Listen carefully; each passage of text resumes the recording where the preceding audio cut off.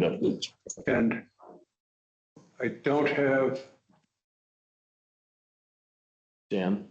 yes, Dan back or not? He's not. That's all right. Well, he knows, and he had some challenges with his Wi-Fi, so he may or may not be with us on the council side this evening. All right, at this point, the council meeting is in order, and will the clerk please call the roll? Councilmember Christy Camp. Here. Councilmember John Hagenow. Present. Councilmember Carol Kerr. Here. Councilmember Aaron Parmet. Aye. Councilmember Suzanne Reichstahl. Present. Councilmember Dan Sullivan. Mayor Ken Riley. Present. There are 6 members present. Thank you. Please stand for pledge of allegiance. Pledge allegiance To the flag of the United States of America and to the republic for which it stands, one nation, under God, indivisible, with liberty and justice for all.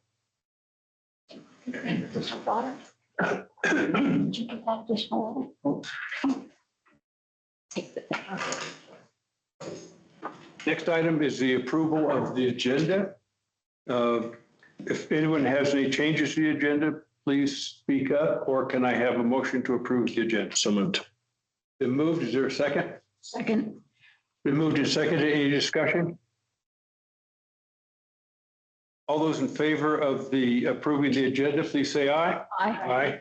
Opposed? The motion's carried. Now is our opportunity for communications to council. And you can speak on any topic that you would like. Your comments are limited to 3 minutes. And we won't respond to you, but we may ask for staff to meet with you later to further flesh out if there's any issues. Is there anyone who would like to, either here in the audience today or online, would like to speak to council? We have 2 people online that would like to speak to council. All right. Let's go first with Haley Burke.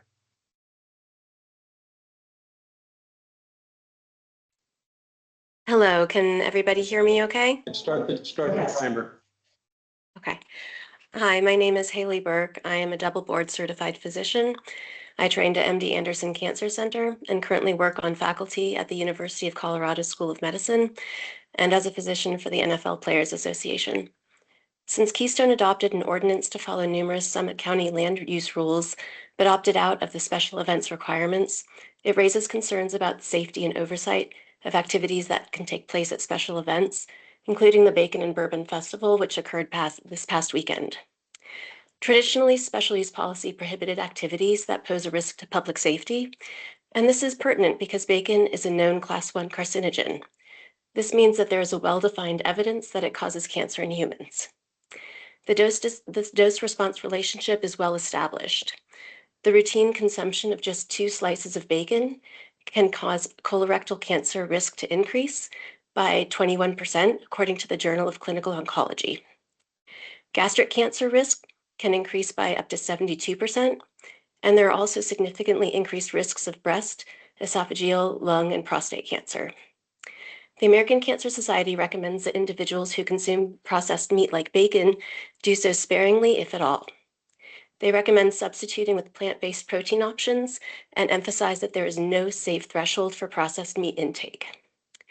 These guidelines stand in stark contrast to the large amounts of bacon consumption promoted at the festival, with events such as unlimited bacon sampling and Camp Bacon, where children were asked to demonstrate a willingness to promote bacon fellowship. Routinely, I see the impact of poor diet on my patients, especially relating to vascular and stroke risk, diabetes, obesity, cognitive decline, and heart failure. I therefore ask the Town Council to consider opting into the special events requirement of the Summit County's land use rules and to consider approval of the Bacon and Bourbon Festival in coming years.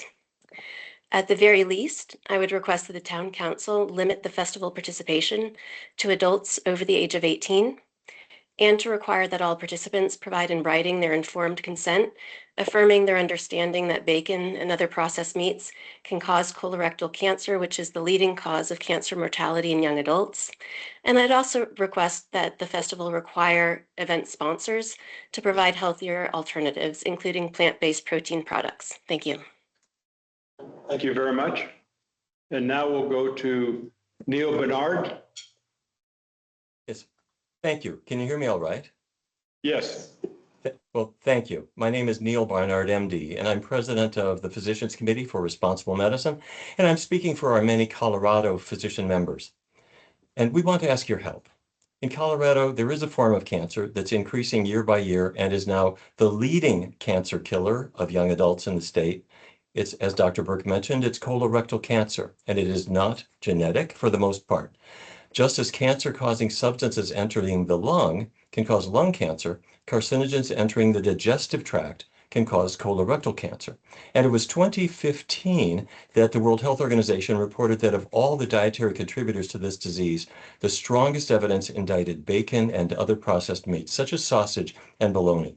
And their role in colorectal cancer is as certain as that between tobacco and lung cancer. Our children know that smoking causes cancer, but few are aware that bacon and other processed meats cause colorectal cancer. And it's not their fault. It's not their parents' fault. It's not the town's fault. There's been almost no public education on this. And a contrary message is promoted at events like the Keystone Bacon and Bourbon Festival held this past weekend. When the festival started 15 years ago, the risks of processed meats were not as clear as they are now. So the organizers promoted bacon to children, bacon has become a fad, and colorectal cancer rates have skyrocketed, especially among young people. And Keystone adopted an ordinance to follow numerous Summit County land use rules, but Summit's section 3807, special events, was deleted in its entirety, absolving the event sponsors of the duty to ensure adequate safety of the participants. And this leaves no oversight of activities that can take place, including these anti-educational events, such as the bacon eating contest, and calling on children to, quote, demonstrate a willingness to promote bacon fellowship around the world, unquote. And I'm speaking today as a physician, not to criticize, but to share information. We have a and timer to, going. and to ask your help. I'm sorry, I'm not in control of that. Sorry, excuse us 1 second.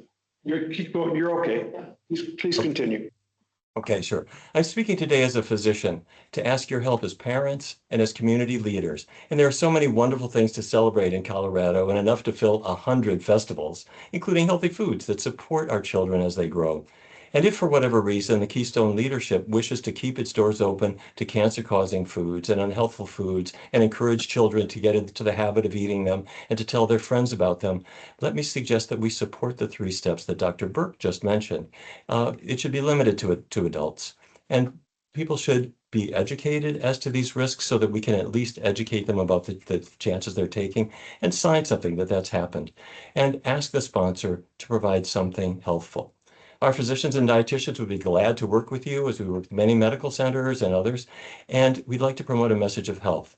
My bottom line is, it's easy to get cancer, and I ask your help in not making it easier. And I thank you for your time and attention. Thank you very much. And the emails that you sent are part of our record, so as well. So with that, are there anyone else who would like to make a public comment? Seeing none, then we move on to the consent agenda. And does anyone have any changes to the consent agenda as modified by the changes that the clerk sent out earlier today?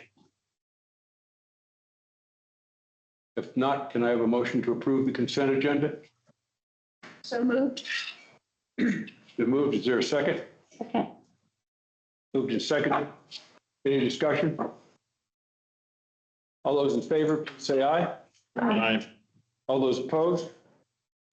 Motion is carried.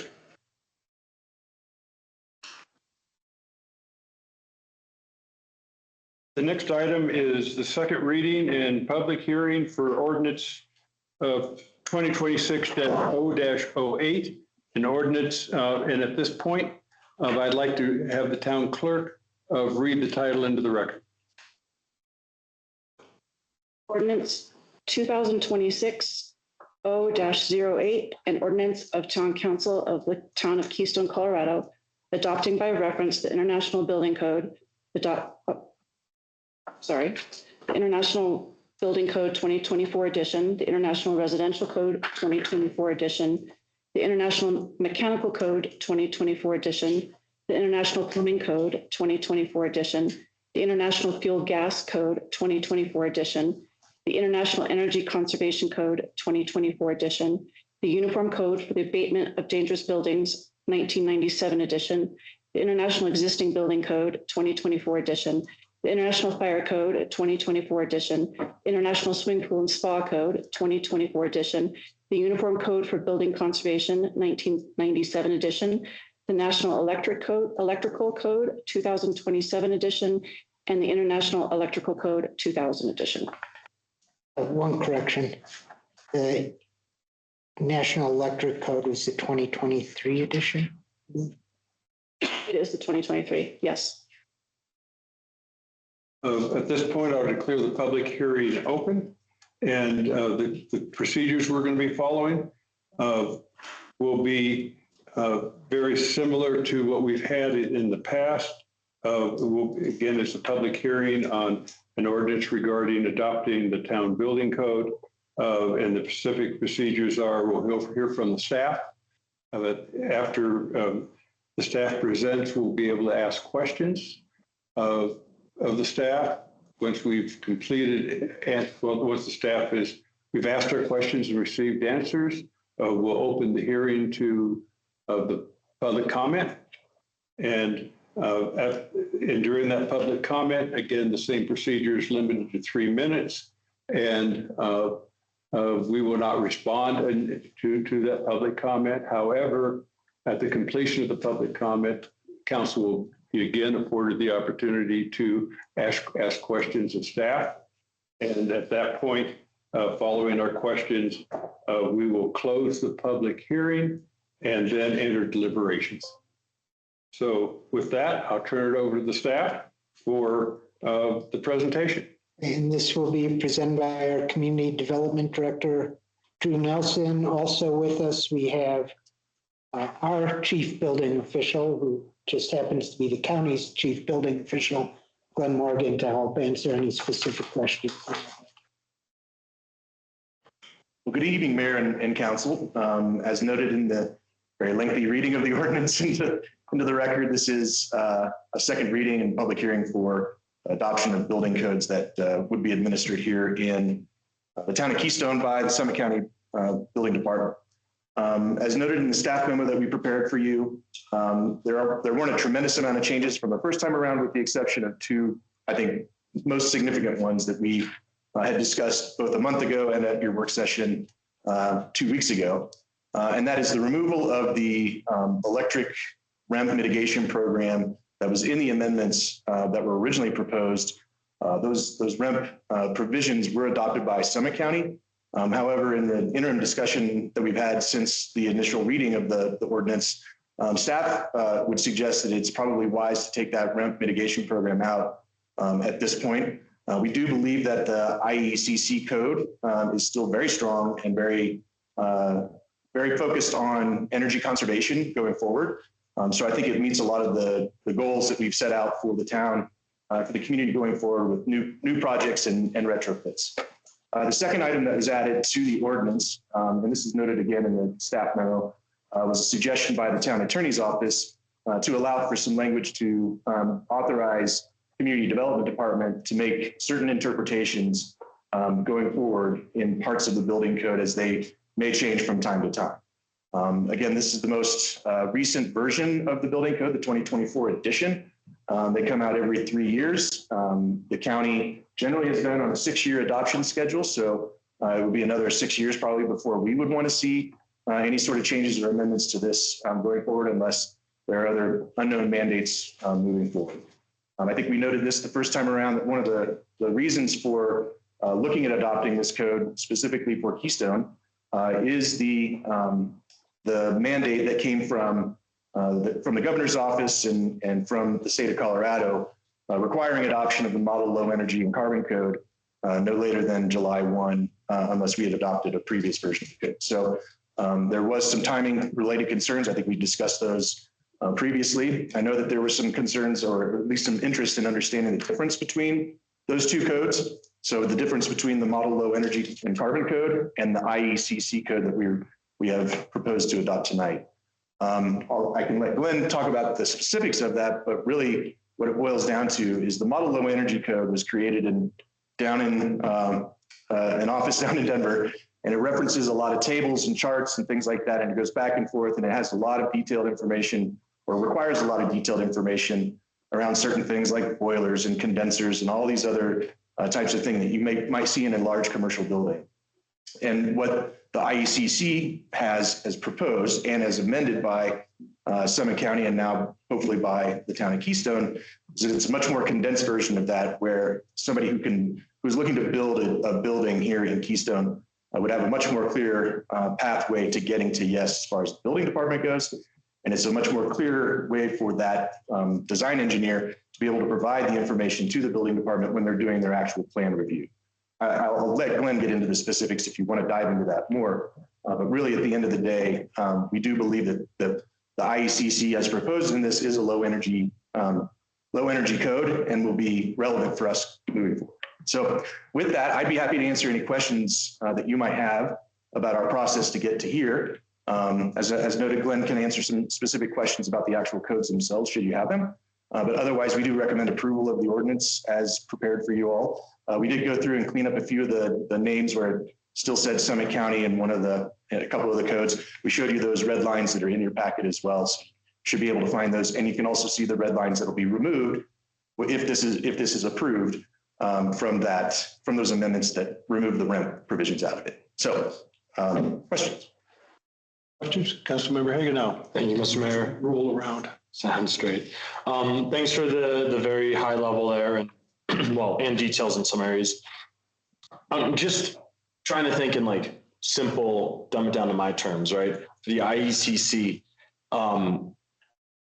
is it basically amended to make it more energy efficient or more realistic for the communities and climates we operate in versus a code that would be approachable for the entire country or state, right? Where they might have a much more higher frequency of warmer temperatures or non-winter environments. Yeah, so the amendments as proposed do reflect local conditions here in Summit County and specifically in Keystone. So to answer your question, it's really more focused on allowing those designers to design within certain broader parameters, but to get to a place where they're meeting the energy goals that are established in that. But it is to some extent location specific. And I don't know enough about the individual amendments that were made to the IECC, but I can turn it over to Glenn if you have something specific in there that you're looking for. Was there a heavy emphasis on the use of electrical appliances or aspects of home design? I would say that beneficial electrification is a component of the IECC overall. So there wasn't a ton of amendments to that particular piece, but it certainly is something that industry officials have trying to push for quite a while. And let me is the going forward, and that is an answer to your question.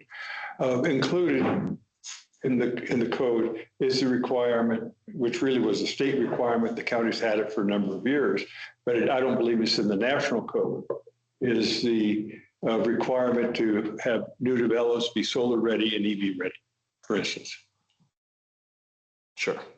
Okay. Yeah, I guess where I'm trying to get at with this is I don't want to put forward a code, and I know we don't have a lot of ability to amend it here, but my concern, and Dan always, I feel like, brings this up, right, is the cost of heating a house via electricity versus heating a house versus natural gas is significantly different, right? And I just want to make sure we're not blocking that affordable, what I'm going to call affordable way of heating your home or providing HVAC services for your home.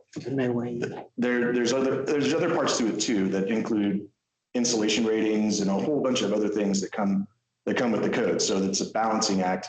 And again, I think the amendments to the IECC reflect that. so that the designers can get to a place where it fits within kind of the overall parameters. Sure. We don't necessarily dictate how they get there, if that makes sense. So you can get the natural. The code has basically like guidelines or bumpers, curbs on it, so that you kind of fit into this window, but it gives some flexibility to the design. Let me ask Lynn a very pointed question of the code as amended.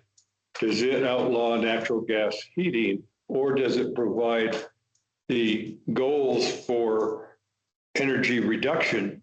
And it's up to the builder or developer to come up with how they're going to achieve the, 10% or 25% reduction. And if natural gas fits into that, they can use natural gas. Natural gas is open for business in code. The state code has provided. Can you introduce yourself, please? Yeah, and then use the map, Yeah. Mike. Hi. My name's Glenn Morgan. I'm the Chief Building Official for Summit County. I represent Keystone as the building official, and I've got to say we're excited that we got kept on board in Keystone, and particularly because we got to finish Kindred, which was awesome.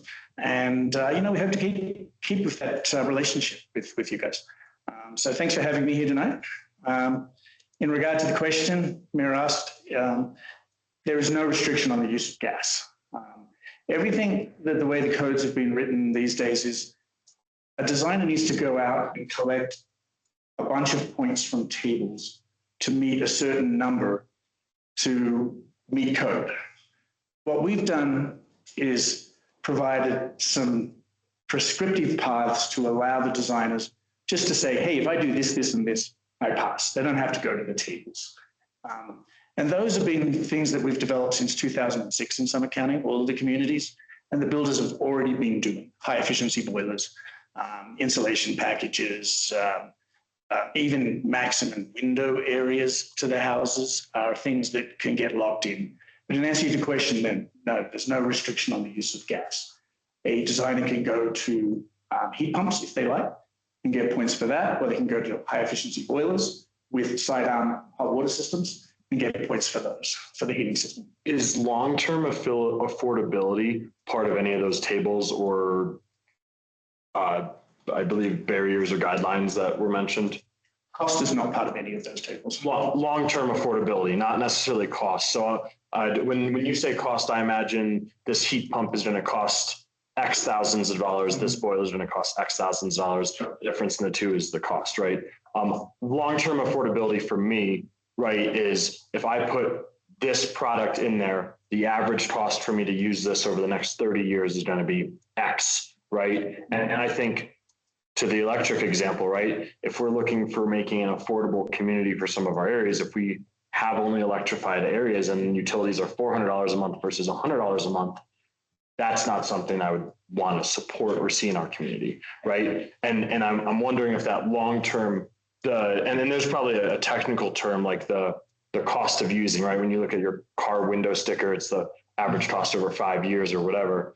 That's what I'm more interested in, is if that cost is considered in any of those tables. It's not considered, I think it's considered in the building of the tables, but it's certainly not highlighted in the tables. Okay. To say that the return on investment, I think maybe is the ROI on this versus that is not there.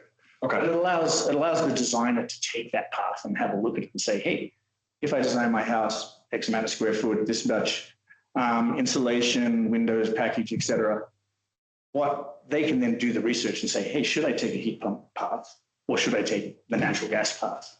And then how do I do my hot water? Should I do it as a indirect sidearm system, which doesn't have any fuel burning, it's actually off the boiler? Or should I have an electric heater? There might be a heat pump electric heater as well. Same with appliances as well, dryers, cooking appliances. From the electric provision, the state has required us, as Mayor said, that every house has to be electric ready, which basically means the kitchen, the laundry, the mechanical room have to have the electrical provisions to be able to move to electrical in the future.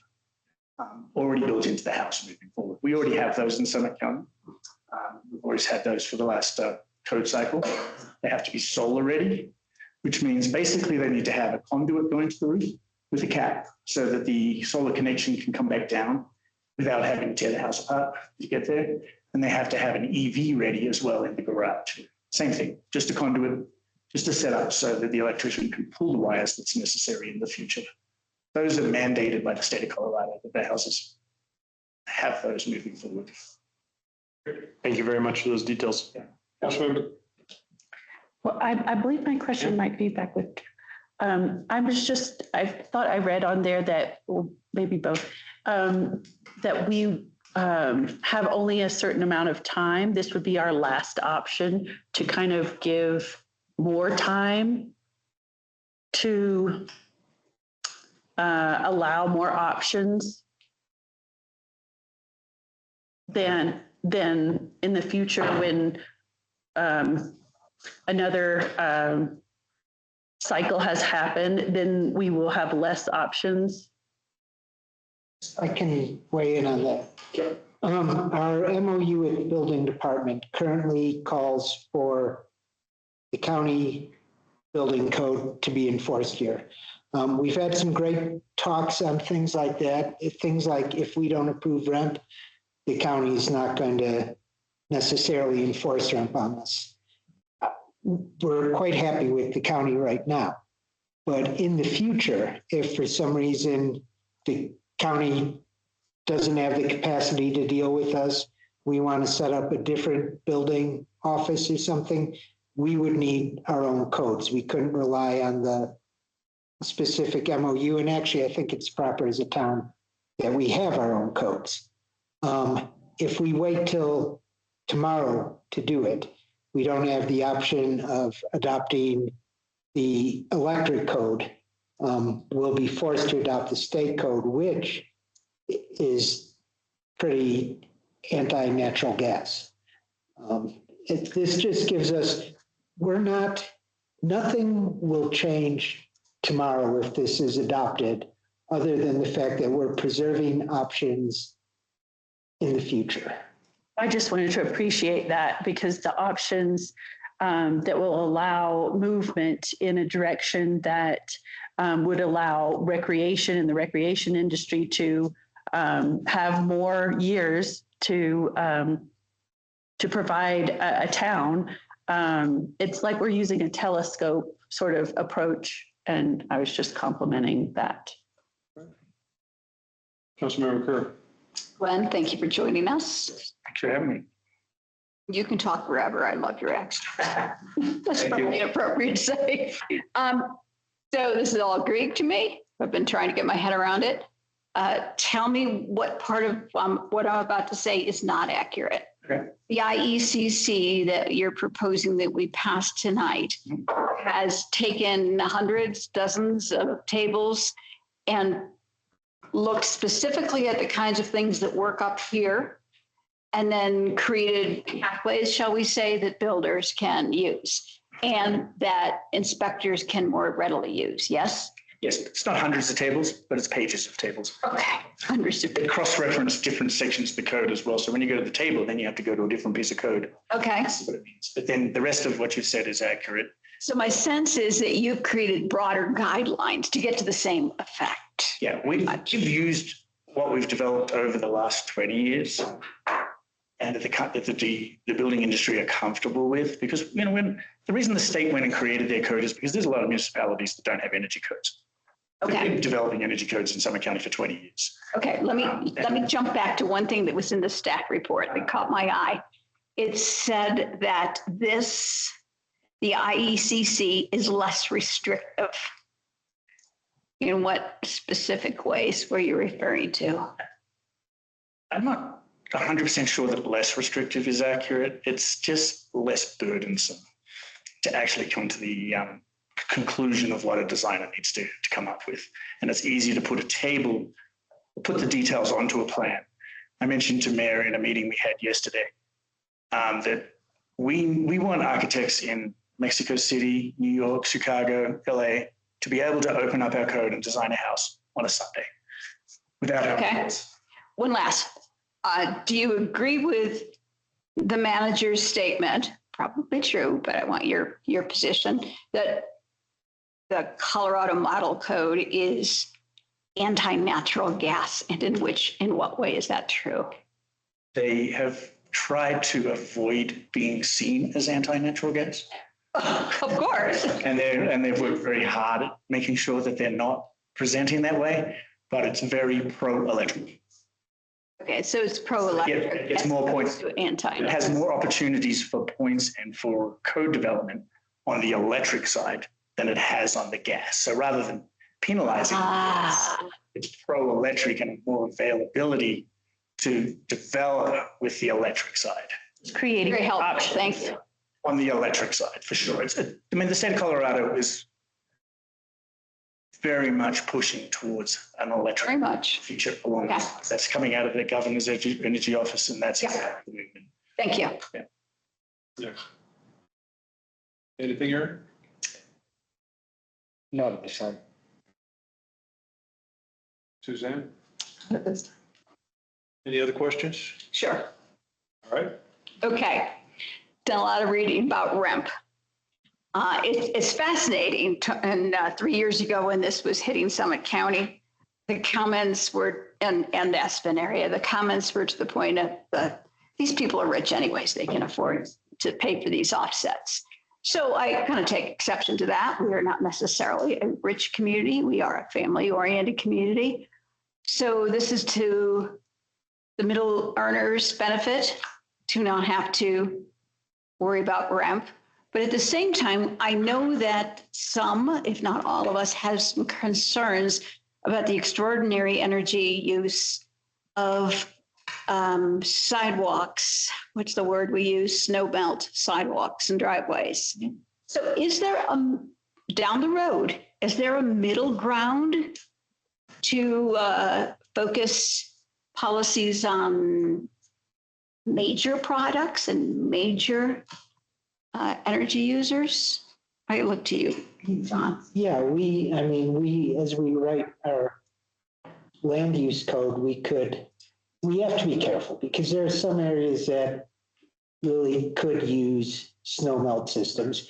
There are some good ways to do snow melt systems that would meet any energy codes if the costs become more balanced. And but we can do changes, and we can just straight up ban individual residences, things like that, from having snow melt systems, or snow melt systems larger in roadways, things like that.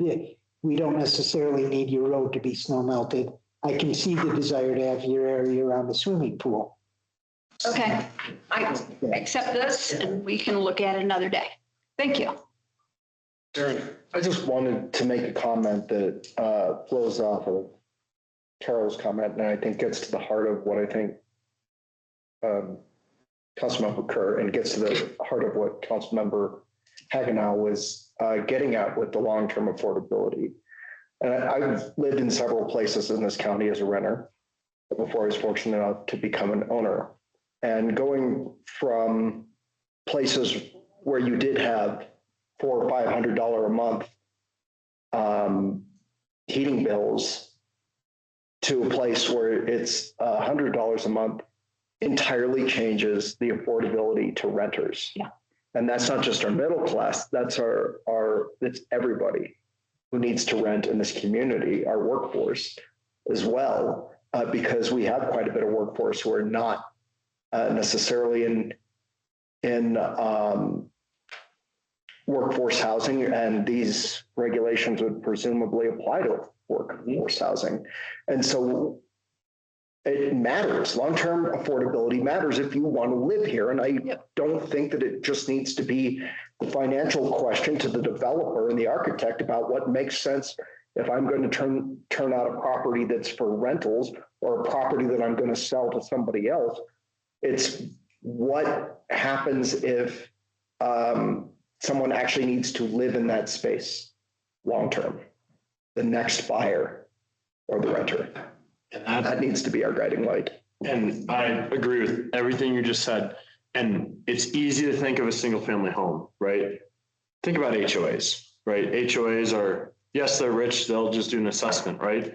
But for somebody who's living in a unit in HOA, Yeah. might not be able to afford an assessment, might not be able to afford a higher cost to do a new snow melt system, might not be able to afford these elevated things. And so I know this isn't necessarily you both, right? But more just the conversation about this. And I know I kind of think we're hamstrung with a lot of this IECC aspect and the ramp aspect. But just kind of getting it out there on the record. So I think that's correct me if I'm wrong, Glenn. The IECC guidelines that you adopted, unfortunately, I've read them. And tried to make sense of it as Drew knows. With the percentage reductions that are required are going to drive down the long-term, should drive down the long-term ownership cost to someone who eventually becomes an owner or a renter in that particular building. The total cost of energy should be reduced. It will be, and it's not assured. As long as we make sure that, adopting the code is one part, the inspection is the other. Right. Oh, that's really important that once we've adopted those codes, that we get in there. We like to say we're inspectors, we see inside your walls. That's where it's all happening along those lines. And as long as we enforce those requirements, and there will be reductions, yes. At the cost to put new insulation in the walls, or at a cost of. It's an upfront cost. Yeah. I want the cake and eat it. Well, to get the cake and eat it too, I think you have to look at that long term is, the cost of adding larger gas pipelines. It's just being pushed down the road if you only use gas. Totally. So it's just nice to have the options. I'm just coming back to beat a dead horse that I appreciate the telescoping effect of options and the prescription solutions, especially. If I may weigh in here, if someone who has plenty of money wants to build an electrified house, that's going to cost them a significant amount of money to run. What role do we have in telling them that they have to if we're weighing in and putting money in, absolutely, we have a world of say. But if it's a market rate house, how much do you want to step in and demand that it be affordable for a hypothetical future resident? I'm not necessarily advocating for that. What I'm advocating for is not requiring it to be an expensive electric house. Yeah. Other questions? Oh, shoot, why not? So, Drew, you and the attorney cooked up this amendment, thank you. And I would just like to know, give us an example of the kinds of things that you would now have the ability. Well, One example. we don't have a good test case. I feel like I can't give a particular example where there's some sort of interpretation that needs to come out of the code that we. Well, Ms. Madsen, was there something that inspired you? Something like expanding sprinkler requirements from 4,500 square feet to 5,000. May I try to answer that as well? What? Yeah. Without adopting an amendment to the code. This is all brand new. None a of decision. May I? Not an administrative decision. 6,000. Sir. I think the concern that Keystone had is that the moment the building code as written gives me all the authority as the building official of Suffolk County. The amendment that's being provided transfers a lot of that responsibility to Keystone. And that's the goal of that amendment. So that Keystone has oversight over the decisions we make as a building department on your behalf. The code's not written that way because it's written that the building official gets all that responsibility. This is a very optimistic person, but it sounds like you're presenting the best of both. Yeah, no, we have no idea. Suffolk County building, and yet we have no idea what would be an acceptable administrative change to the code. Because it seems like 4,500 to 5,000 is not. There is nothing. This is a brand new, wonderful idea our attorney came up with that has never been tested by a court before. The question is, if there's something that we want to do, how far do we want to push the envelope? Well, and then it comes back to how far can we push the envelope? Well, how, no, It's up to us to decide, or the court. it's sure, someone would. But the way it's written, it's up to Drew. No, it's really, but with the notification to council. After the fact. No, we're not going to be doing, Okay, that's not something, that's true. that's a good way for staff people to lose jobs. Well, or lose faith. So let me put you at ease. They're going to be very. Ms. Madison, was there something that inspired you to propose I mean, the this? intent here is really the legislation that's put in place by the state that requires updates. If you amend your code after 2026, July 1, 2026, then you have to go to the model low energy. No, not that one, the amendment. No, that is what is required. So that's related to that. That is tied, that if you're gonna change your code, and even make small changes, arguably then the state would say you have to update to the model low energy code. That's how the state statute's written. This is a hopeful workaround. Provide flexibility. Hopeful, comma, careful. Yeah. Okay. The intent is to provide council with some options. Council could provide direction to the community development director to make a interpretation of the code. Interpretations can be. It's very much a lawyer thing. And it's a wonder, this is why we pay lawyers. So When she came, in the agenda setting meeting, when she suggested that this was a possibility, I felt it was brilliant because it may provide us some flexibility. Okay. It could potentially open us up for some challenges with the state. Well, But right, that's something you or a do. builder that Builders aren't going to fight. probably not. So it does provide some flexibility, some argument that we can do this without amending a code, without an ordinance, and requiring an update to the higher level of energy code. Other questions? At that point, I'll open the floor, hearing no more questions. I'll open the floor for public comment.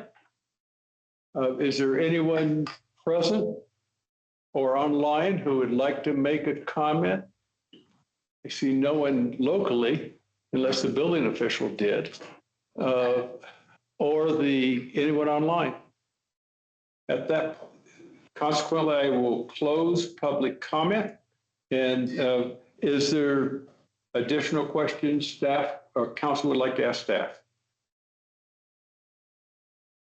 Hearing none, I will close the public hearing and we will enter deliberations. What are your thoughts? You have thoughts, or can we have a motion? And then we can have discussion.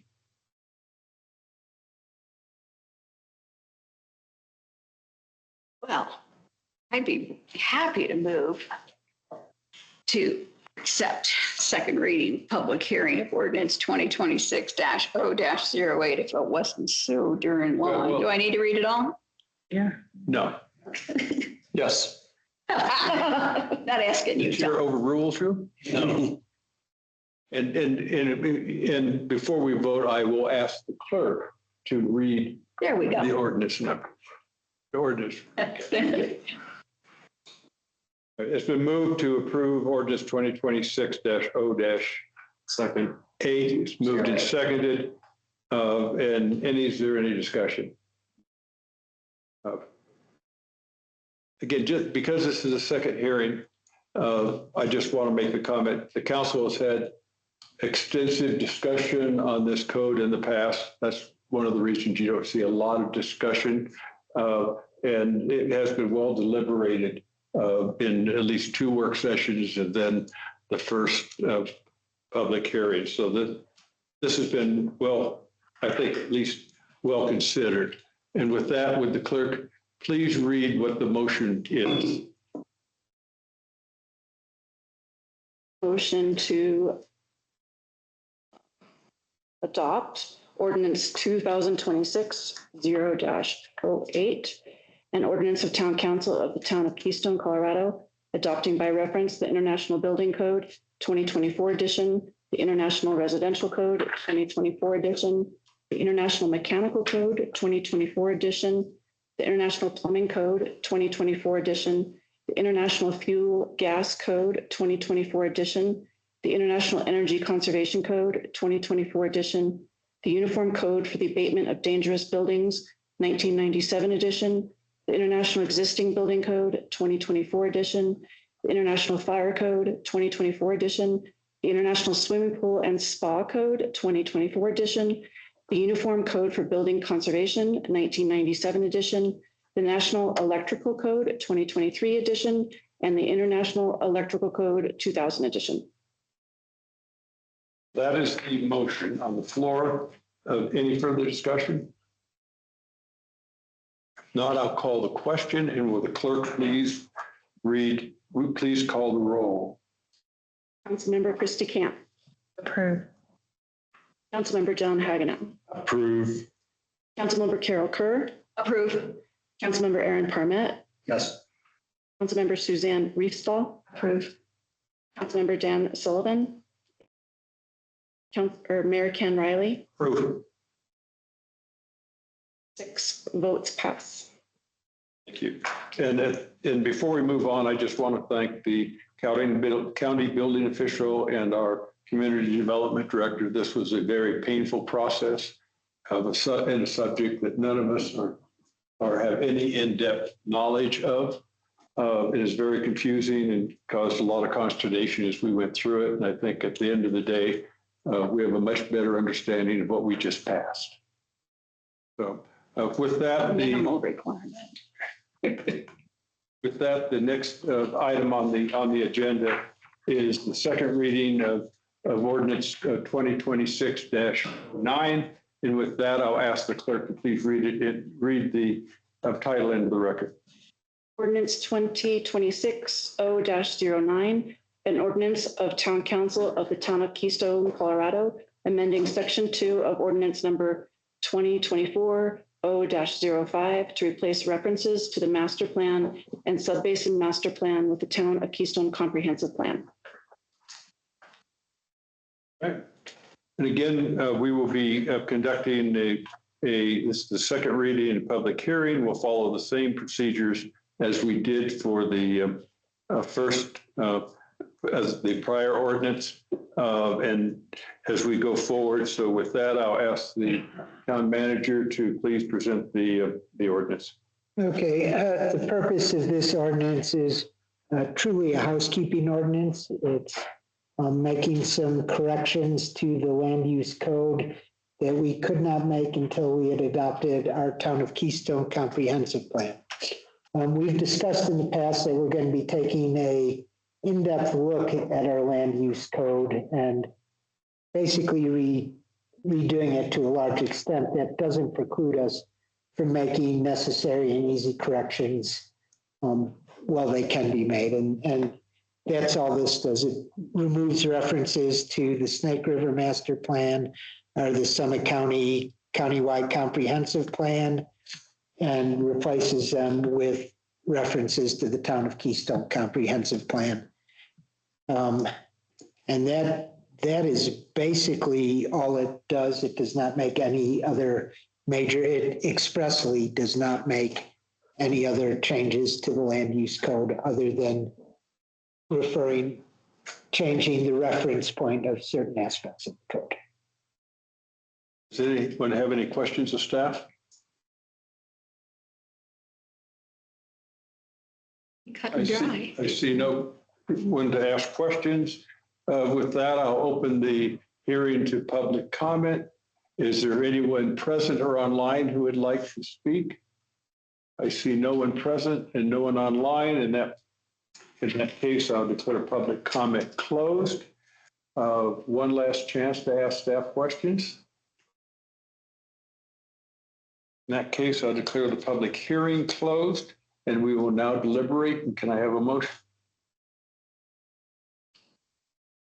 Move to approve ordinance number 2026-009, amending section 2 of ordinance number 2024-005 to replace references to the master plan and sub-basin master plan with the Town of Keystone Comprehensive Plan. Second. Moved and seconded. Any discussion? Hearing none, I'll call the question. Will the clerk please call the roll? Councilmember John Hagenow. Approved. Councilmember Carol Kerr. Approved. Councilmember Aaron Parmet. Aye. Councilmember Suzanne Riefspall. Approved. Councilmember Dan Sullivan. Mayor Ken Riley. Approved. Councilmember Christie Camp. Yes. 6 votes, the motion passed. Thank you. The next item is Resolution 2026-23, a resolution of the Town Council, Town of Keystone, Colorado, approving a supplemental budget and appropriation for Workforce Housing Fund for fiscal year 2026. And I'll turn it over to the town manager. Okay, I will be asking our finance director to help me on this at points. But in 2025, this council approved an employee down payment assistance program. This is a loan that is given to employees for up to $100,000. Low interest is at 1%, 1% interest to be repaid to the town in monthly payments over a 20-year period. If the employee leaves the town for any reason, their employment, the loan goes up to a significant interest rate. Do you know off the top of your head? Prime plus 8. Yes. And right now, prime is at 7.25. So don't leave. Yes, so if that's why we actually initially adopted the program. One of our employees was in a similar program and got hit with the very high interest rate and got this back in to keep her around. When we adopted this program, I explicitly promised the council that they would be able to weigh in on all of this because we would not budget for any of these issues. So if an employee came asking for the down payment assistance program, it would have to come before the council as a budget issue. And that's the purpose right now. We have our community development director is closing on a house next week and would very much like to take advantage of this program so that we can lock him into employment, not give him an opportunity to leave here without severe financial penalties. And I guess, are there any, so this, if this supplemental budget is approved, it envisions awarding $100,000 down payment assistance to our community development director. So it's been probably over a year since I believe the first one of these that we looked at. Learning experiences, just going well. Any concerns, any issues? Where are we at? It's going very well. I believe our current loan is paid directly out of the paycheck. And I believe the next one will be too. So there's not a question of the checks in the mail. And for those council members that might not have been part of the original conversation, please correct me if I'm wrong, but this loan is secured by the asset being purchased. Correct. It is. So it's a secured loan, very, very minimal risk to the town. And it's as a over 20 years, it's basically what the town loses is whatever interest less 1% we could be earning on that money. And the spending power of that in the near term. Yes. Yeah, what we're foreclosing is 4% on the cash sitting in the workforce housing fund versus 1%. But it's still an asset, $100,000 asset. That's obviously reduced with each payment to the town. Any relevance to Prop 123? No, it does not. But boy, have we got some discussions coming. Oh, I have questions, naturally. And I asked the same question last time. Do you anticipate any more of these coming in the pipeline that would create the appearance of unfairness if we weren't able to approve future ones? I do not. I don't anticipate anything coming, and to tell the truth, the way it's operated as it might appear unfair to the person who doesn't get a loan if the council decides it, but I assume the council would decide that because we have a important identified need for that money, and that's just something that an employee would have to live with and understand. We don't have limitless money, and we do have almost limitless needs and desires of our constituency. So,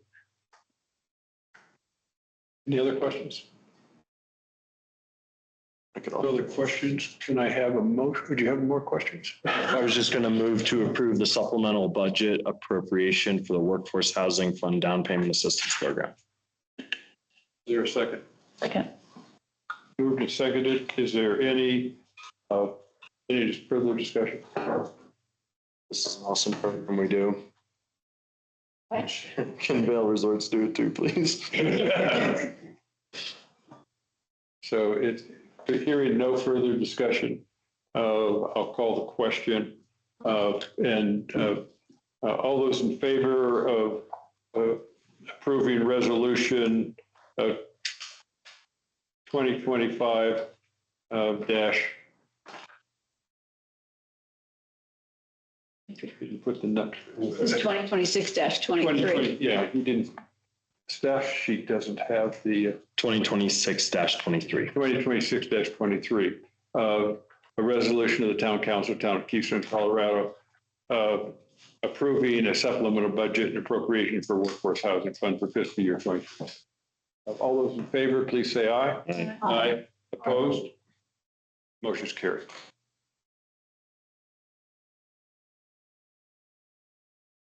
Next item is other business. And at this point, I'm going to surprise the town manager. And you covered very briefly during the work session the need for a couple-hour offsite. Could you, and kind of passed over us and hit me as we were going through this. Could you give us a little bit more explanation of that and see if we're willing to support?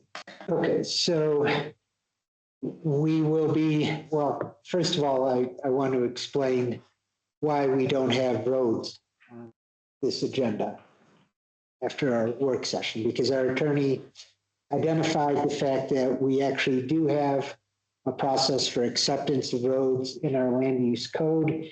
It does need some changing. It does need some tweaking. It will require an ordinance. I just was not prepared to make that pivot in time for this meeting. So that was the question. Could we simply rescind that portion of the land use code and do it via resolution as we were initially planning? You could do a repeal of that provision of the land use code, and you could put in place a policy that's similar. By resolution? Yeah. Well, you have to repeal the code by an ordinance. Yeah. But you could adopt a separate policy. There's no reason that this has to be in the code. In an ordinance. But we do need an ordinance to address it because. We have to take it out. Oh, yeah, I'd much rather do it in a resolution. So if we do changes in the future, we don't have to do an ordinance. Yeah. That's why I brought the subject up. Yeah. Go ahead. So point is, we are now looking seriously over the coming year. I'm actually finally sitting down with the tennis club townhome people here in the following week. We're going to have roads, and more roads, and that entails long-term capital plans, but we also have other long-term capital plans that we've discussed. Nothing moving forward yet. Things like the sign we've discussed in depth, things like sidewalks along Highway 6, possible park locations, possible other acquisitions by the town. Medians. Median repairs. There's a world of things, and I think it's important. I think we are at a point now where our budgets are predictable enough, and any changes to funding sources would have a much more predictable number, although you guys were great initially on your numbers. But I would like to sit down with the council and start putting together a capital priorities list. What do you as a council, we want it all, yes, but what do we want to start next year? What do we want to start? I'm in. Yes. And I'd like to do that so we can get something in the budget this year if it's practical off the list for next year. So sometime over the next couple months, I would like it probably a half day work session, 4 hour at the most. Over 4 hours, we're not going to be productive. Give a proposal. Yeah. So is there, I'm opening up a 2-month period here. Is there anything, any days, any weeks that are just absolutely off the board? And then I can send out a Google poll and we can start our doodle poll. We do a doodle poll for end of August or after the middle of August? Well, I will be gone from right after the council meeting on the 25th of August for. Not that far, just after the middle. Middle. So if I'm hearing the first couple of weeks are a no-go? Yeah. Okay. Yeah, but could we do it? What about sometime in July? That's a little harder. Nope, No, I'm gone almost all July. right? We could even, Early August. Early August? It's just tougher for me until after middle of August. So right at the middle is fine. The week of the Week of the what? we could 15th. 16th, The week of the 27th. 15th is the second weekend. So it's Saturday, the 15th. We have a meeting on the 18th, right? No, 18th. no, we have a meeting on the 25th. On the 25th. So like the 16th through the 22nd that week. I'll send out doodle polls for, Could you do the next week as well? I'm not available after the 25th. Okay, so we could do September, so If you do it in September, I just was thinking if you're going through the budget. I prefer it sooner, but I'll send out, I'll send out that August week. And I won't. anything in September, any problems, any, yeah, the end of September. okay. I'm gone through the 14th. Maybe the first week or this, yeah. Well, the first week is part of the extension of what I'm taking some vacation, guys. Second week. Can you just send out a ton of options? No, second week of September and the, I'll send out that August week, which we're hoping for, and the second, third week in September. okay. An emergency. Oh, good luck. Right. And start putting your thinking caps on now. You know what? We've talked about things, but there might be other things we haven't. Will we have anything back from Trails and Open Space by that time of what they might envision and be looking for?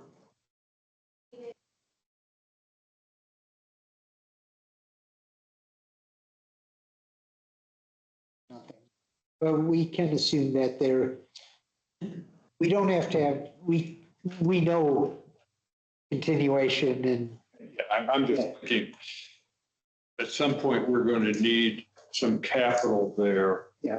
The question is, because it's also going to be primed for a COLO fund. What kind of funds? Lottery funds. They said kilo funds, I Kilo. thought. You might be able to get it all funded by Colorado. Yeah. All right. Good, that's great. Thank you, that. We're not there yet, but it's great. Yeah, but- Tip. Yeah, thank you. And next item, anything on planning matters? Other than what we've already discussed? I did bring up last session about a potential new test site for Riverwatch to be able to test water quality. We are already testing at the state, Colorado Parks and Wildlife's already testing through Riverwatch at the bottom of town. And now we got approved at the top of the town. Great. That's excellent. Super. Thank you. That's been needed for a long time. North Fork. My son camped up Prue Creek last weekend and they had lots of discussions about water quality when they were up there. This keeps us a part of the conversation. Yeah. This is the contributor. All right. Now we have the report of town manager and staff. Okay, I will try to keep this short here. Clerk, we've got all sorts of things going on. Main thing is business license renewals. We had, correct me if I'm wrong, Missy, you said 157 licenses last year. We're working on some software and payment portals to make it easier and quicker for the businesses to renew licenses in the future. Finance, working on the budget, working on the ridiculous bank change from First Bank to PNC. They've bought enough banks, you'd figure they would have figured this one out by now, but it is, yeah. That's why I've gotten all the emails about accounts and Yep. I was going to ask Maddie the question. Yeah. So we're getting all that handled. That won't be a problem. You'll need to weigh in at the very end there, just to, I think, maybe not, but it's been a more complicated than it should be. Finance, we've also been dealing with our big tax non-payment issue. And at this point, we're probably going to go forward. I have to talk to our attorney about this and seek a civil judgment. The same one that's been going on for months? Yes. Okay. We wanted to, they keep claiming. Oh, I have the paperwork for you. Yeah. I'm sorry, I'm not asking for details. I just want to make sure. I was distracted by news thing. Something you wanted to say. What? Primary results are in. You're distracted by a news thing. There's a fire that broke out in Summit County. That's what I was distracted by. We are possibly moving forward with a legal action of sorts against a We've already started legal action. This is just a continuance of our municipal judgment to get a civil judgment. Okay, thank you. Public Works, fixing the sprinklers in our medians so we can get something. We will adhere to the watering restrictions put in place by our board, but boy, there's a lot of work to do there. We're putting up our shed. Some of you may have seen as you pulled in that the town actually has a four-wheeled vehicle now. Our gator has come, so get your potholes ready because we'll be driving around with cold patch. We'll be putting up the signs on the community path now that have been sitting in our basement. How does that impact liability and insurance? It's already covered with insurance. It's I don't even think there was an increase in our insurance rates. And do we pay for that, or was there any kind of donation that I know? No, we mentioned? We paid for that. We did look into a possible donation, but it was paid for. We're still waiting for the broom and the snow blower that we've purchased. They're delayed. We figured it was important to have the vehicle up here so we can deal with our roads and our signs. now.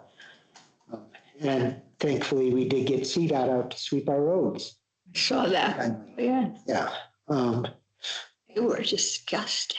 Yes, they were. That was just kind of crazy. Let's see, we are putting together RFPs for the tennis club and Razor Drive and getting ready to put together an RFP for the third north side bus stop. And we're going to be also putting together an RFP for repairing some of the more egregious parts of the community trail, a mill and overlay on those. These are all things we've budgeted for. Hopefully, most asphalt bids this year actually are coming in a little under expected. So knock on wood and see how that goes. And how are you deciding which parts of the community trail is going to get attention? There are some that are just clearly, specifically top of West Keystone Road down to the bridge. That stretch of trail is in horrific shape. Oh, excellent. Yeah. Now, while we're on that topic, as you go around the base of that, Yep. and right along the river are those big sidewalk pieces that are. Yeah. Is Under the bridge. That's a major project, but is that something that we would eventually address, or we'd ask the property owners? Which I'm assuming is valid, but I don't know. If you're talking about under the bridge, that's Under ours. to the, yeah, it is ours. Yes. Yes. Put that on our priorities list. In that, Because the county had made a conscious decision not to repair that. Clearly. I know this probably falls into the administrative side of this, but at CML, there was this vendor that had this unique way to do the asphalt. I'm not going to pretend to understand it, but basically it allowed you to be more effective with the actual, in theory, more effective with the actual replacement of the road. As new technologies come on board, are we willing / able to explore what those might look like versus more of a traditional approach? Absolutely. And actually, I was with our mayor pro tem and we sat and talked to, I'm sure the same vendor you're talking about. Yep. And he's now on my list. He will be getting proposals and to be analyzed. And not even, I know that they were more focused on the sale of the machines, but if we could try to find And someone who bought the machine who yeah. Yep. And there are some machines in Summit that I see that have a hot application method is built into the machine, which is different from the traditional method, and it produces pretty good quality, and particularly for large patches. And I think the important part for me, at least with this possible vendor, being somebody that works in Breckenridge and can't go over a road because it's under construction, is they propose or show this as a non-invasive, right? The road can remain open during this process. And so that kind of, for me, is an important thing for our community. So that, it's mill and overlays don't take a exceptionally long time at the level we're pointing. But these things that all go into consideration of what bid do we want to take? Would we, if I were the county, I would much rather have taken a bid from someone who had this piece of equipment. It might have been a slightly higher cost than shutting this road down for 16 weeks and causing me to drive through 9 extra stop points. Yep. And having every mayor manager meeting that's being held since they closed it in Breckenridge. When I leave here. Oh no, you have to drive over once a week. I don't know how you do. When I leave here, I think it's just as quick to go to Idaho Springs. Yeah. That's just your choice of where you're. No. Okay, so going on with my report. SCTC, that's Summit County Telecommunications Consortium. We lost the director of that. that we have a seat on that board. It's the town managers, basically. It's paid for from part of our Comcast franchise fees. We are going to be hiring an interim who has worked for SCTC. We'll be offering her a contract, I assume, after our next board meeting, which will be this month. Keep it going. We've had, and we're having some serious talks about what is the role of SCTC and what is the value to the communities. Is that in line with the type of conversations that we had in council on whether we even wanted to participate in SCTV? Yes, yep. But we're going to keep it operating while these discussions are happening. It's not too early. CML was last week. We need to really start thinking about how we can showcase our town next year. And CML will be ready to start talking to us probably end of July. Yeah. As we're going forward. We touched on that briefly this afternoon. Yeah. In the discussion that we had, that John and I had with the head of Shannon Bueller and Mark Kimball and their marketing director that covers all of Keystone as well. And they're willing to work with us on activations during key periods like that. That'll be critical. I'd like to think of programs we can offer. For instance, I think the water testing stations would be a great field trip type thing to discuss how you as a community or we as a community can work in addressing water quality issues that are kind of a magnitude above our community. There are a lot of river communities, water communities in Colorado, things like that. Just what can we do? What sessions can we put? How can we make this special? One of the things that I'd love, and I know this is probably on your minds or radars already, but as we talk about Keystone being a one-stop, like one park community or whatever, I think that this is a really great example during an event like this, right? Because I know we have a transportation expert here, dare I say, but like the conference slots get full and overflowed with cars. And so if we can reduce that and minimize the negative experience that would come with that for the conference attendees, that might be a good thing, and look at what we can do to supercharge transportation during this event. Yeah, I think it wouldn't be a horrible idea for this town to maybe invest money in enhanced transportation services during the week, things like that. These are just things we have a year, but those sorts of things are included in the basic contract. Yeah. That CML would have to say, hey, we do want to have transportation or we don't. And that's part of it until they get to that point at the end of the month when we can sit down with CML and find out what's in their contract. Other than the Westminster contract had a requirement, a guarantee of at least 630 room nights, which is for us, that's absolutely nothing compared to the 1,200 attendees that was at CML. Yeah. So, but there's things like that. Do we know where they're staying already? We don't. No. be everywhere. It'll be everywhere. Okay. I mean, the typical Keystone, we have very few hotels in town, so they typically are Joe Schmo's Airbnb or Summit County Mountain Retreats or the Keystone Resort property. And they'll be offered through the conference through the Forceville Resorts as well. Yeah, they'll be a major. So they're going to do the contract with Conference Center.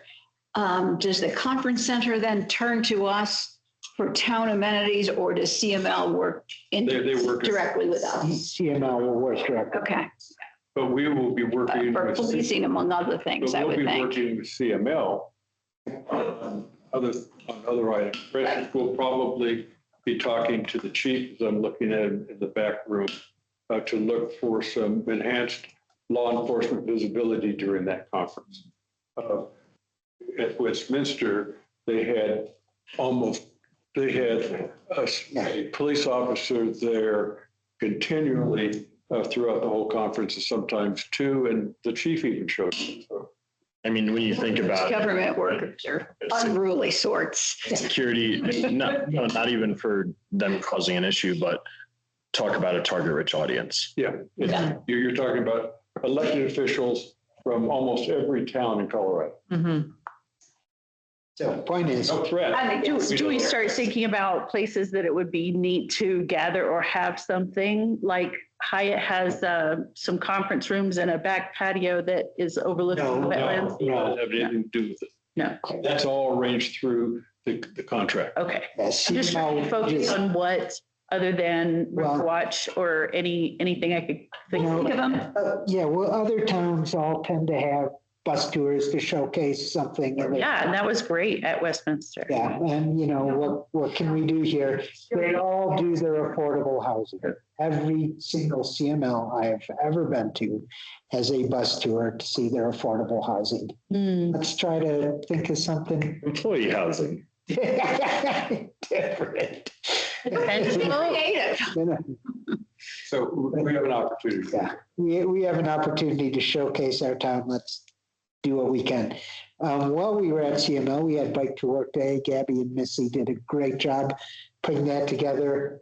I was listening on the radio to Crystal during Bike to Work Day, and they had a reporter down in Dillon at the Dillon station talking to people down there. And all the bikers down there were talking about was how cool the swag was that they got up at Keystone. That was pretty neat.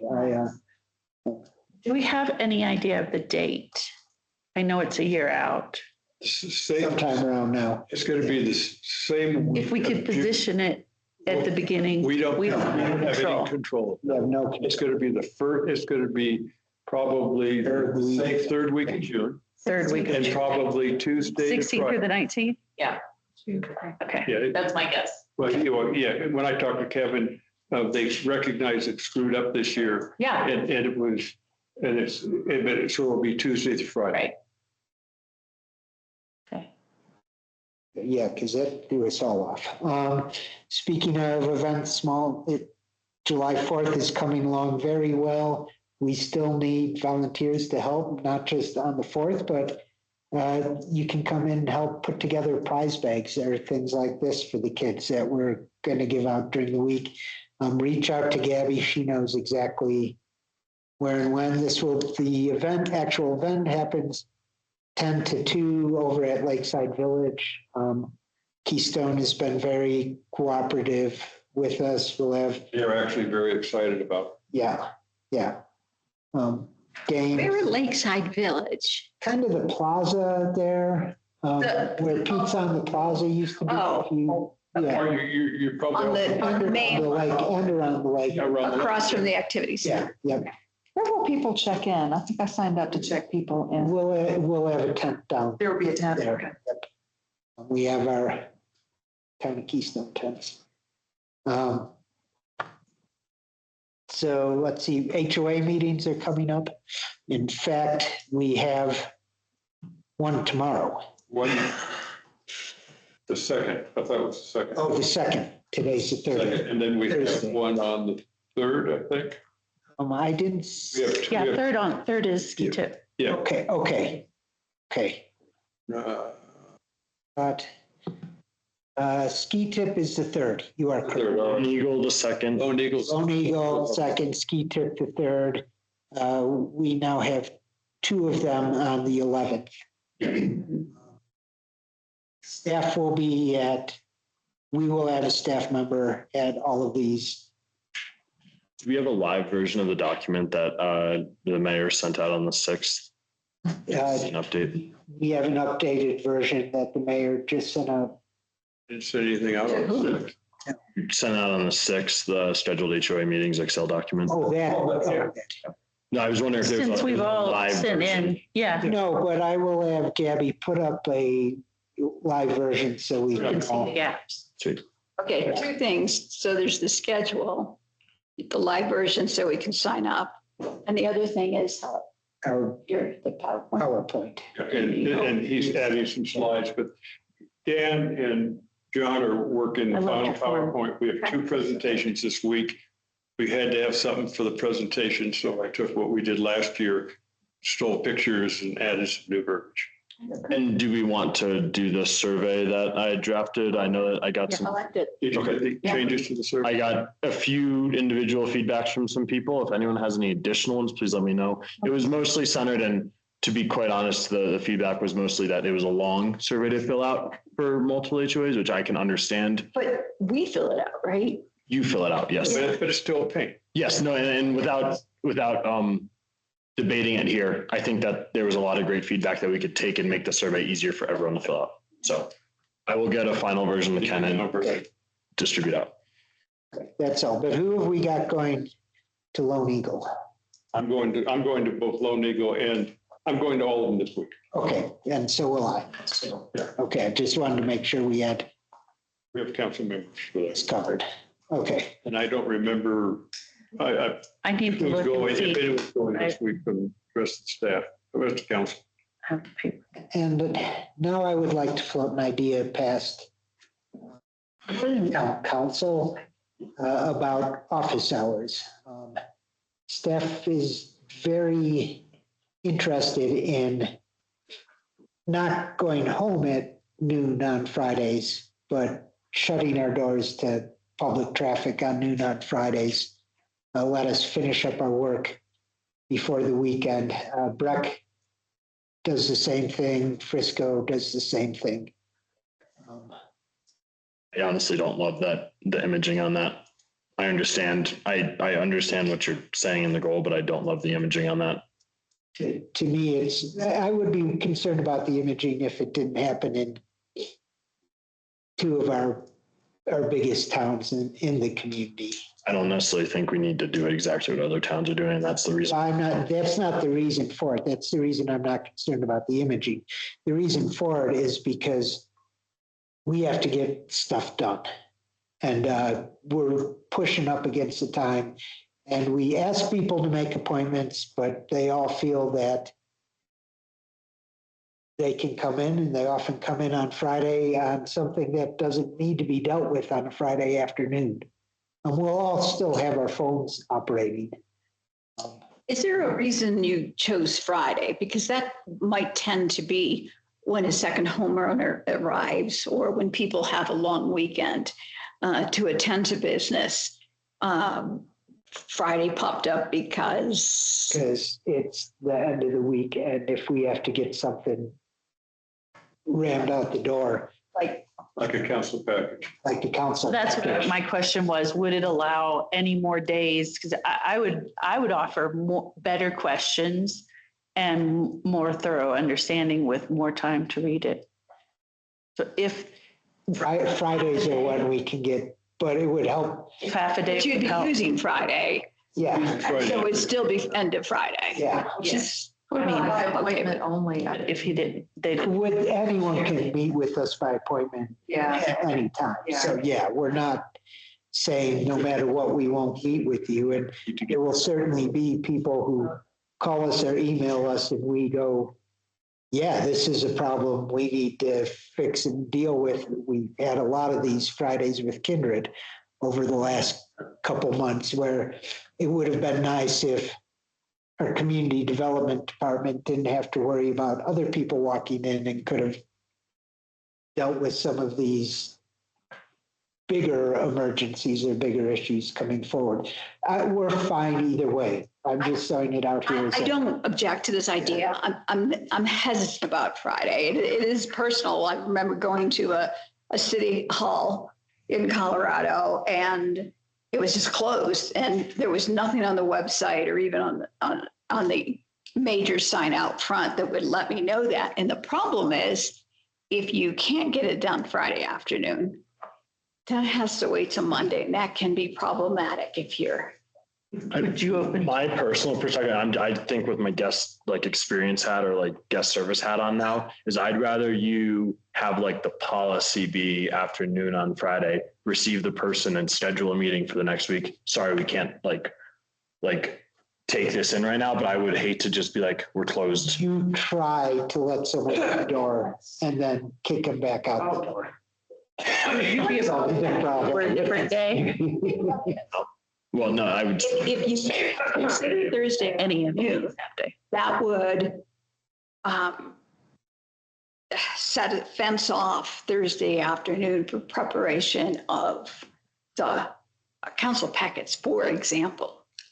The only Friday specific example you gave me, and I saw off the top of your head, was Kindred, which I don't think is going to continue to be an issue. So, But we will have things like that. I mean, I think it would be confusing to people to have a half day in the middle of the week, especially the builders, you know. The builders want to come in here on Thursday. It's the homeowners who want to come in on Friday.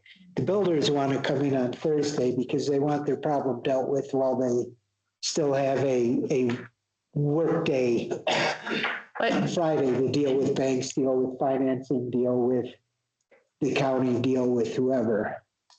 I just think that it's back to the calendar of marketing and the same message that we're trying to get across there is the consistency. So if it were a middle of the week Wednesday thing and, you know, you don't open till noon or you're done at noon, I think as long as it's well advertised, as Councilmember Burr was I saying. mean, we're, in general, people are used to us not being here Saturday and Sunday. And I feel it's an easier understanding to extend. sort of a nationwide norm. People are used to us not being here Saturday and Sunday. People are used to government not being here Saturday and Sunday.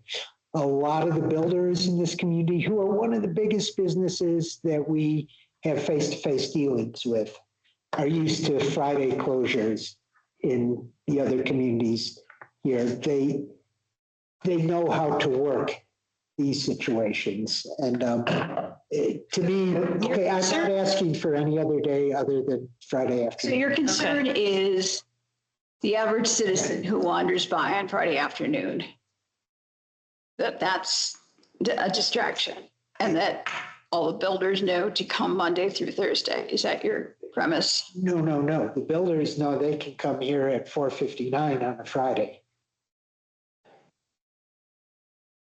But they also are used to not being able to come to a community government at 4:59 on a Friday. They'll be here at 11:59 on Friday if that's when we shut it down. But they're used to this in two of our other communities. I want to, their average Joe person hardly ever walks through our door. Just ask questions. It's almost all builders and developers who take up our time, face-to-face time. Okay, so you're trying to move the builders and developers to Monday through Thursday or Friday morning. Yes. What were the other two municipalities? Frisco and Breckenridge. I'm just imagining now, emails from constituents. Keystone government closed to the public, like, just imagining that.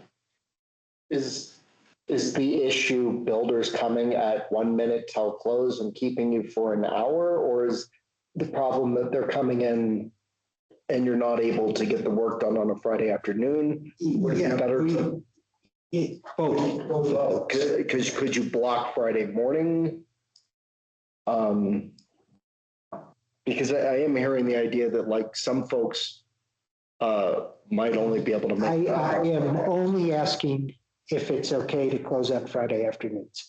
None of the other days will be as beneficial to us. And at that point, Here's a question. Could you try Friday afternoon closures?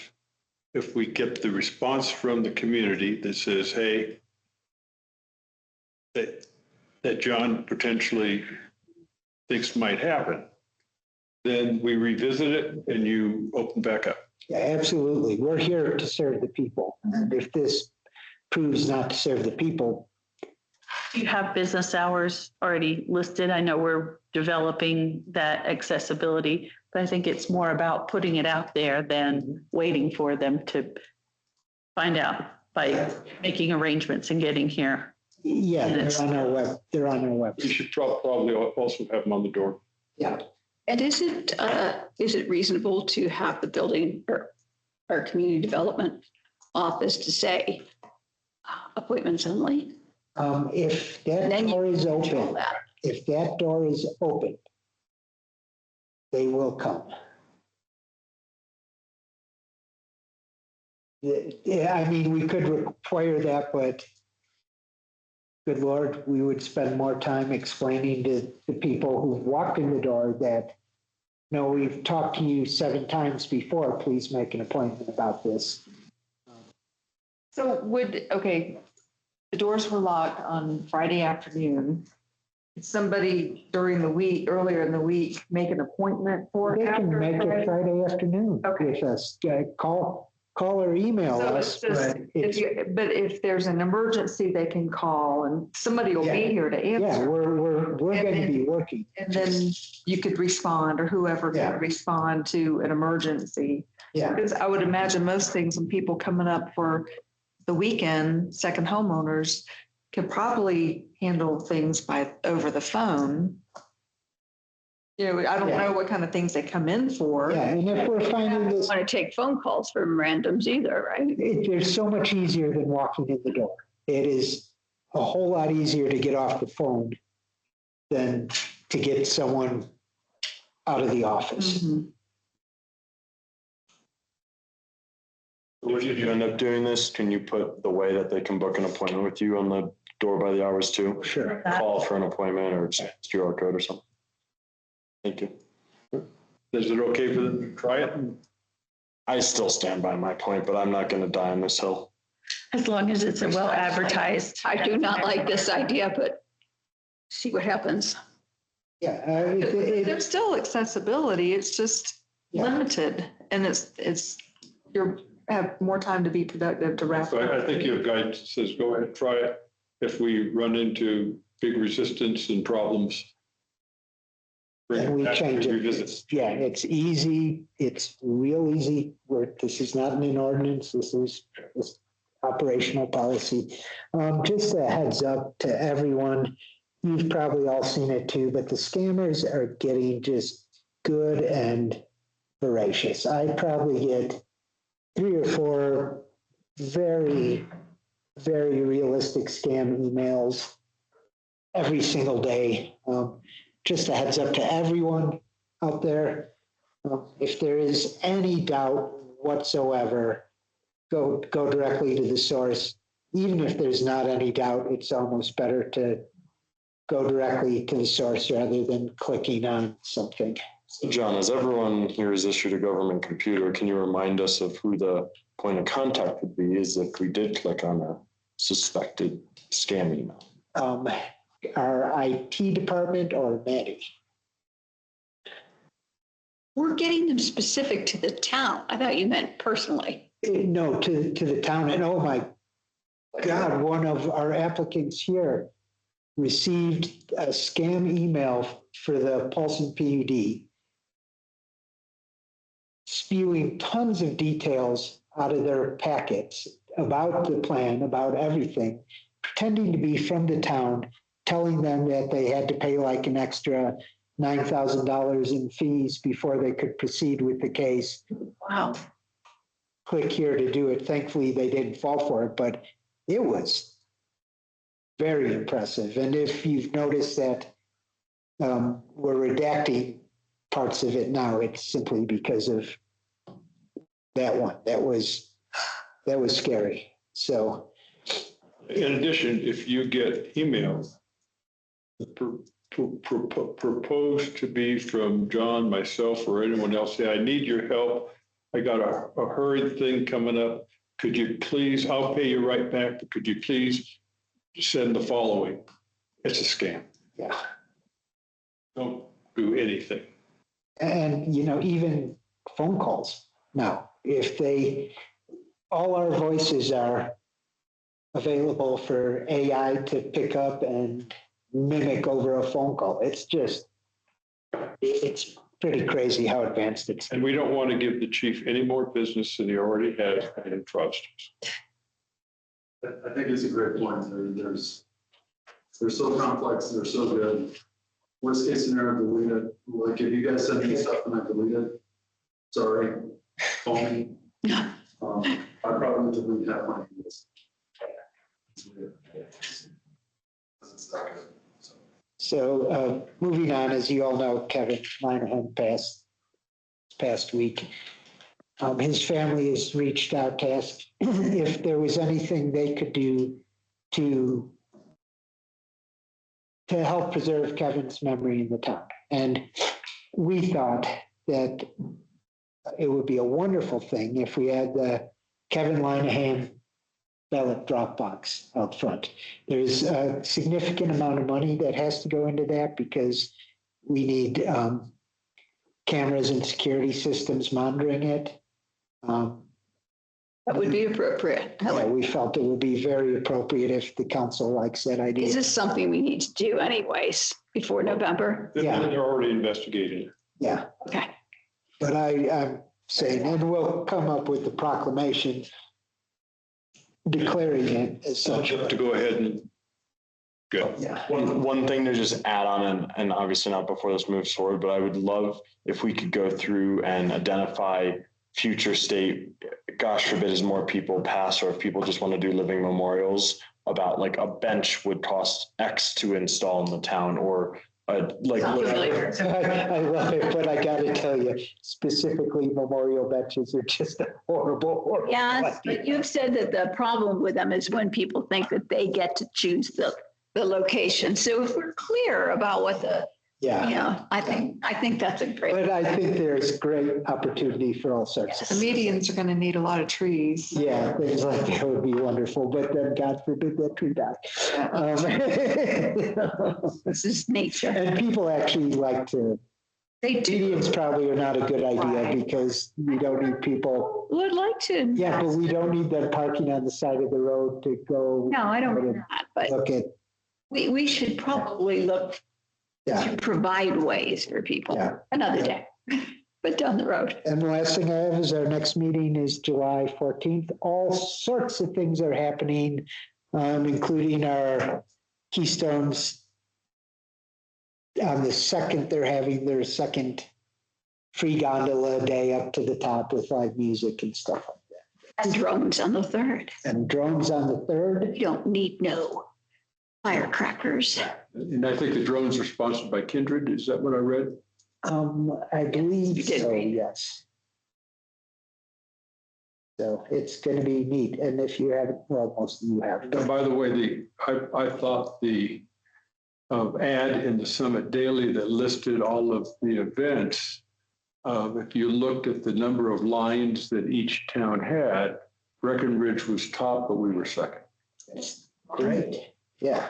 And that's the type of thing we need to keep encouraging and keep doing and keep stepping up on. And the two big players in it are two new actors, the town and Kindred, to get Keystone to that point. So.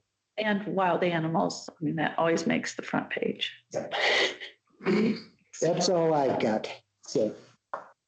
Any questions for?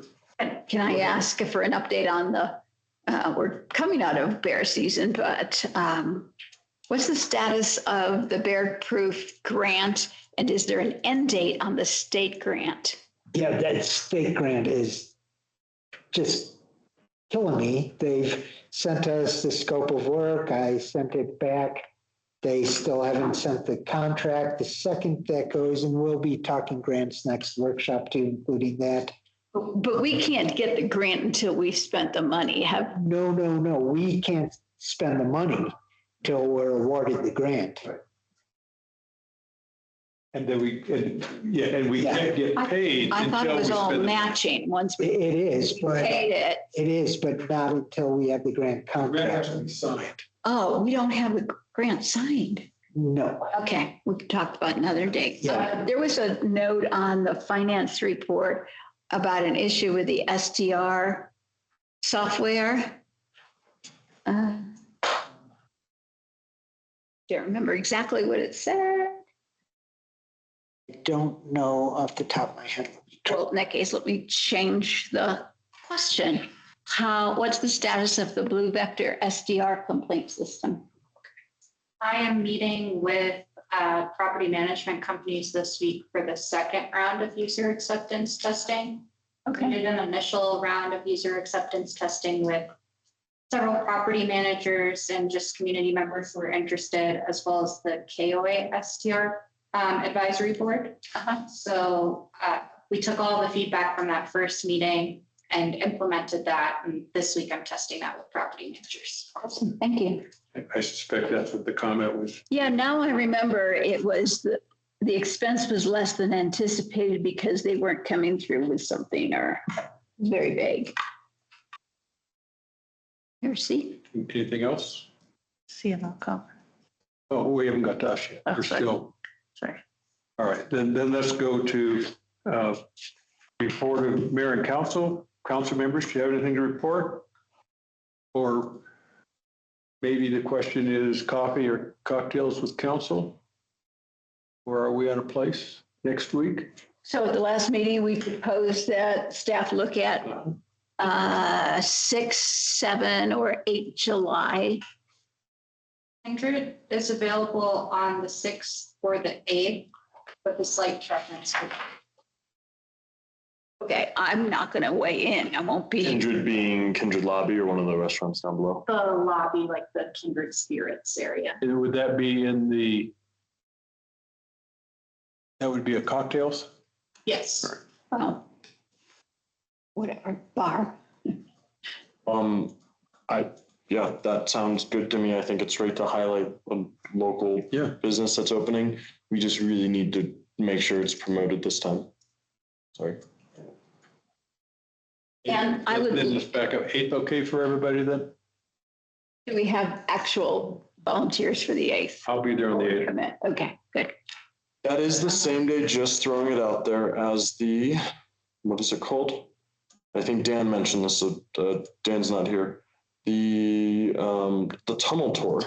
We're doing that in the morning. Which is in the morning. Which means he's here that. Yes, I'm just putting it out there that there is other things happening that day. So I've got on the 16th, I wrote down there's a town of Keystone happy hour. It's steep, but I think it's with the Stone students. Police. the students. That's not, Oh, yeah, I've got that. Hold on. Do you have that too? maybe police, maybe. You said July 16th. Yeah. Well, their workshop is in the day.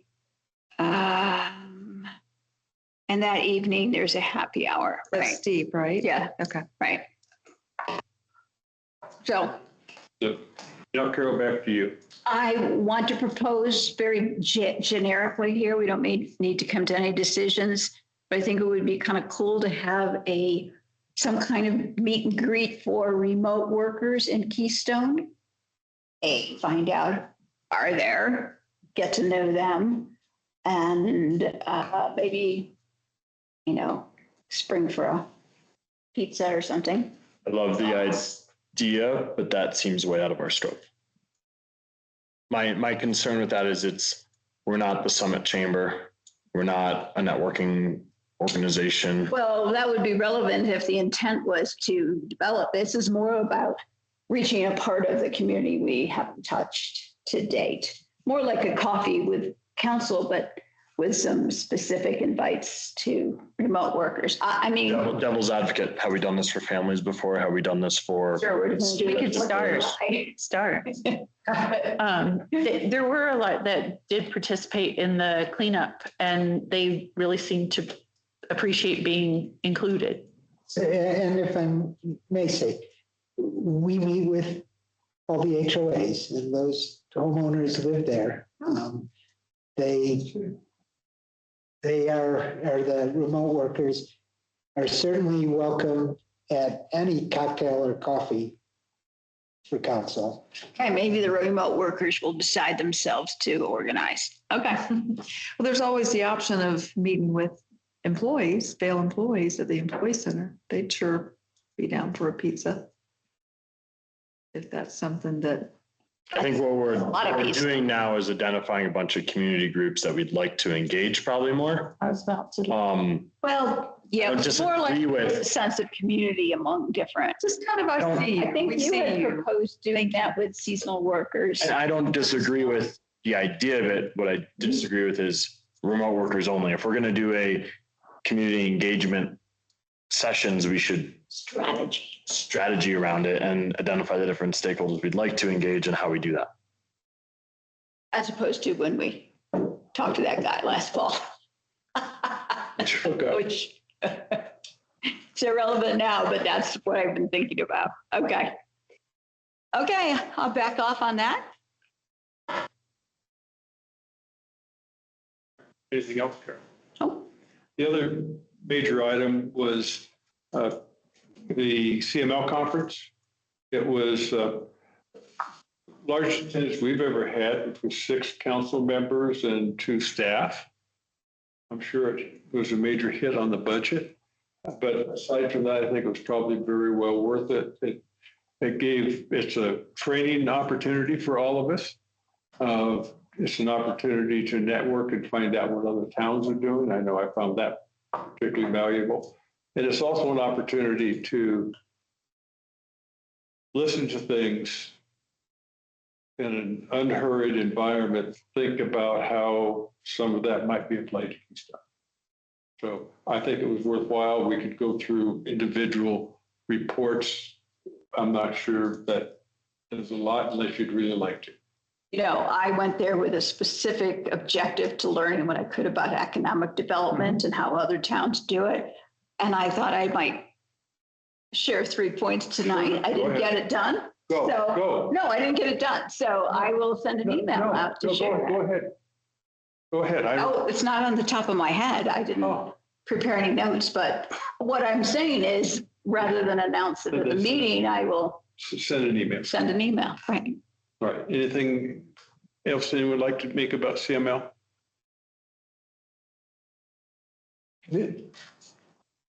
Our deputy manager. Oh, yeah. Did a kick-ass presentation. Oh, yes. It was awesome. So. And I need to go listen to that. I was stuck in another presentation. I was stuck at the CML annual meeting. Is it recorded as well as the shows available? I didn't think so, but I just wanted to close the loop. Well, the slideshow, right? Is it different from the slideshow? You had a slideshow. All right. So is there any other report? I have one little, this is interesting. I don't know if any of you did the gratis headshots. Did any of you do it? Yeah. Did you notice on the sign? It was sponsored by Flock. Yeah. I did. That was not missed on. I thought that was funny. Is it Flock or Flock Safety? It's the same thing. Yeah. That was, we're Flock, but we're going to remind you we're all. Flock Safety is Flock. So now your pictures are all in the Flock system. Exactly. The attorney next to me said. For facial recognition, right? Yeah. It was very educational. There was a civic engagement piece that I think could work to just engage, maybe not a full session. There are many towns that are doing this, and then some even going to kind of an academy to do it better. So basically, it's just allowing people to get more of a gist of what it takes to get into government and have a say. And I think a mini version of it could go a long way. So Councilmember Camp and I ended up saying the Citizens Academy that multiple towns have. It's what I heard is it's essentially a recruiting tool for some of the commissions and boards, as well as they get a better understanding of how government works and how they would fit into it. To be considered. Anything else for now? All right. I guess last time for other matters from anyone? In that case, we've completed our business and the council meeting is adjourned.